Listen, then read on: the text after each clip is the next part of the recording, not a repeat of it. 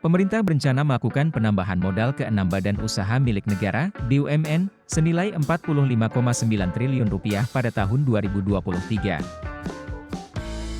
Penambahan modal tersebut melalui penyertaan modal negara (PMN) dari Anggaran Pendapatan dan Belanja Negara (APBN). Melansir dari buku 2 Nota Keuangan dan Rancangan RAPBN 2023, berikut rincian suntikan modal negara untuk BUMN. 1. PT Hutama Karya sebesar Rp28,9 triliun. Anggaran ini untuk menyelesaikan jalan tol Trans Sumatera tahap I dan II, untuk ruas Betung Tempino, Jambi, dan ruas Rengat, Pekanbaru, atau seksi Junction Pekanbaru, Bypass Pekanbaru. 2. PT PLN sebesar Rp10 triliun. Suntikan modal ini untuk mendanai pembangunan proyek-proyek ketenagalistrikan berupa proyek-proyek sektor transmisi dan distribusi.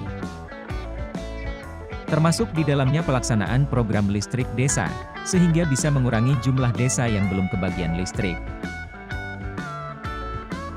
3. PT SMF sebesar Rp1,5 triliun. Suntikan modal ini untuk mendukung program kredit pembiayaan rumah, KPR, Fasilitas Likuiditas Pembiayaan Perumahan, FLPP. Pemerintah menargetkan penyalur KPR FLPP sebanyak 220.000 rumah bagi masyarakat berpenghasilan rendah. 4. PT RNI diberikan PMN non-tunai Rp2,6 triliun. PMN non-tunai tersebut berupa konversi piutang rekening dana investasi, RDI, Subsidiary Loan Agreement, SLA, dan ex-BPPN kepada PT RNI. Tujuannya, agar beban bunga utang perusahaan berkurang sehingga akan berpengaruh positif terhadap laba bersih. Selain itu, ekuitas dan struktur permodalan akan membaik sehingga perusahaan bisa mendapatkan alternatif pendanaan yang lebih murah. 5. PT LAN Industri sebesar Rp2,2 triliun. Suntikan modal ini berupa PMN tunai sebesar Rp1,7 triliun.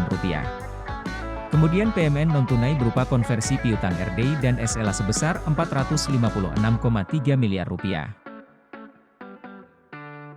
Injeksi modal ini bertujuan mendukung pencapaian target prioritas pembangunan bidang pertahanan dan keamanan.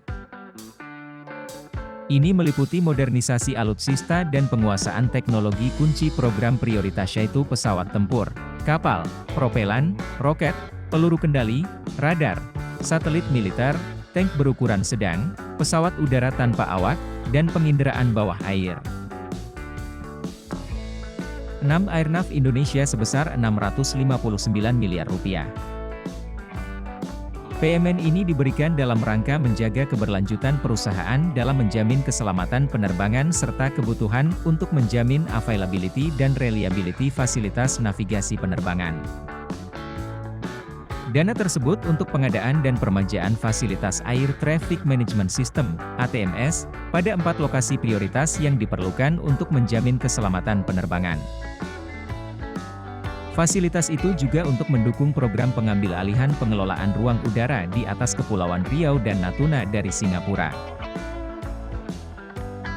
Menurut Ekonom Center of Reform on Economics, KOR, Indonesia Yusuf Randy, salah satu PMN yang perlu diperhatikan adalah kepada PT Raja Wali Nusantara Indonesia, Persero.